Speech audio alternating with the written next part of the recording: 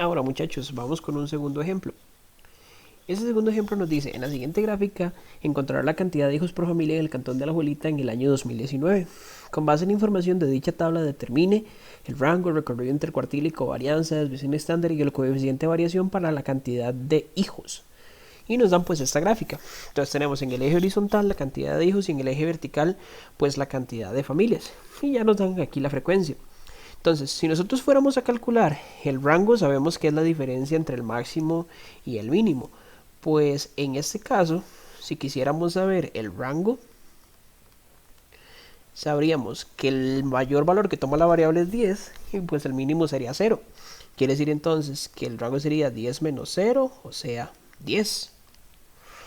Ahora, si quisiéramos encontrar el recorrido intercuartílico, pues nuevamente tendríamos que encontrar los cuartiles 3 y 1 para hacer su respectiva diferencia. Ahora, recordemos lo siguiente.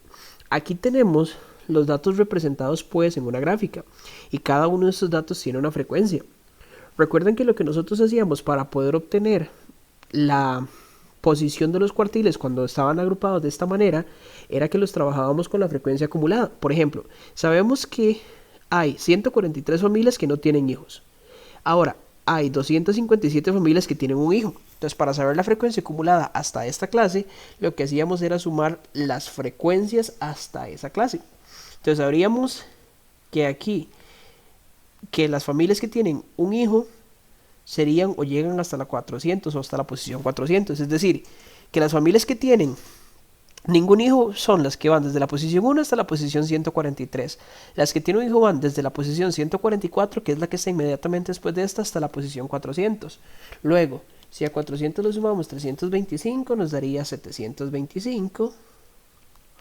Si a eso le sumamos 291, nos daría 1016. Si a 147 le sumamos 4, perdón, si a 147 le sumamos 1016, nos daría 1163. Si a 1163 le sumamos 131, eso nos daría 1294. Si le sumamos 1294 más 15, 1309. Más 11 sería 1320. Más 26 sería 1346. Y más, perdón, 46. Y más 4 sería 1350. Es decir, que fueron un total de 1350 familias encuestadas.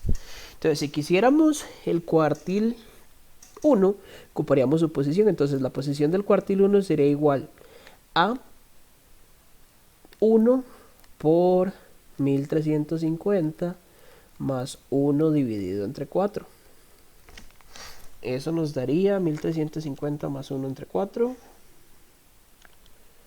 Nos daría 337.75. Quiere decir que estaría entre las posiciones 337 y 338. Pues ambas posiciones estarían acá. Quiere decir que el cuartil 1 sería 1. Si hiciéramos lo mismo para el cuartil 3, pues la posición del cuartil 3 sería 1013,25. Entonces estaría entre las posiciones 1013 y 1014. Ambas veamos que está aquí en esta clase, que sería 3. Quiere decir que el cuartil 3 es 3. Por ende, el recorrido intercuartílico sería 3 menos 1, o sea 2. Y ya tendríamos esos valores. Yo sé que si lo hacen con la calculadora negra, pues meten de una vez todos los valores. Ahora, lo que nos haría falta es encontrar la varianza, desviación estándar y el coeficiente de variación. Entonces, esto sí los voy a hacer con la calculadora.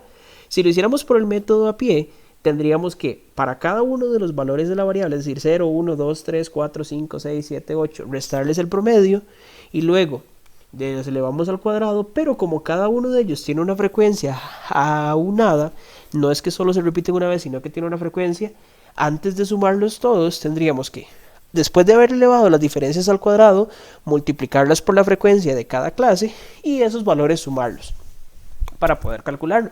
Pero como les digo, no me importa tanto la parte de calcular, sino me interesa más la parte de que podamos interpretar y reconocer qué son esos valores. Entonces vean lo que vamos a hacer acá. Entonces ya aquí tenemos todos los valores y estamos en la calculadora. Entonces vamos a modo estadística, que sería modo 3, 1, y empezamos a ingresar los datos. Entonces el primer valor de la variable es 0, le damos enter, el siguiente valor son 1, el siguiente 2, 3, 4, 5, 6, 7, 8, 9, 10, y ahora pues vamos ingresando cada una de las frecuencias.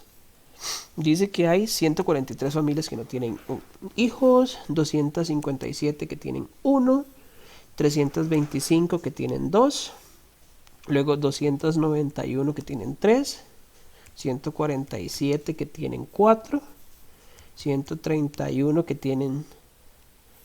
mira, no hay 5 hijos. Entonces, bueno, acá 131, aquí serían 6, 7, 8, 9, 10 y listo. Y este valor que está aquí lo podemos suprimir con la tecla de borrar, con delete. Entonces, 4 tienen 131, 7 hay 15 familias, 8 hay 11, 9 hay 26 y 10 hay 4. Entonces, una vez que ingresamos todos los valores, ahora sí le damos a C. Entonces, lo primero que nos piden es la varianza. Pero recuerden que en esta calculadora teníamos que primero calcular la desviación estándar para poder obtener la varianza. Entonces, como aquí no se habla de ninguna muestra, tendríamos que calcularlo como poblacional. Entonces, recuerden que aquí tendríamos que sacar primero la desviación estándar poblacional, que sería este valor. Entonces, ¿cómo lo vamos a hacer? Ya que tenemos todos los valores, recordemos que le damos shift 1, 4 que es la variable, y como ocupamos la desviación estándar, pues le vamos a dar el número 3 y le damos igual. Eso nos daría que la desviación estándar aproximadamente es de 2,01. Entonces, si quisiéramos tomar la varianza, tendríamos que tomar este valor y elevarlo al cuadrado. Entonces le damos ans, que es el valor anterior, al cuadrado, le damos igual, y dice que nos daría 4,06 aproximadamente.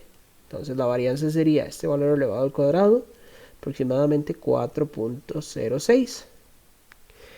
Y entonces ahora lo que nos haría falta pues es determinar el coeficiente de variación, que recordemos que el coeficiente de variación es la desviación estándar, que sería 2,01 aproximadamente, entre el promedio, que no lo tenemos pero lo podemos calcular acá.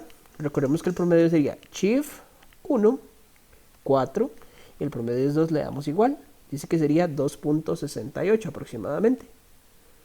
Entonces 2,68 por 100. Y esto aproximadamente nos daría 75.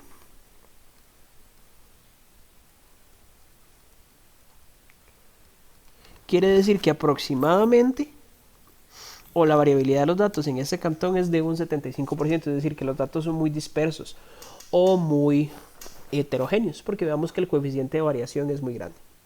Entonces, chicos, espero que hayan entendido este ejercicio para que puedan trabajar el otro que sigue.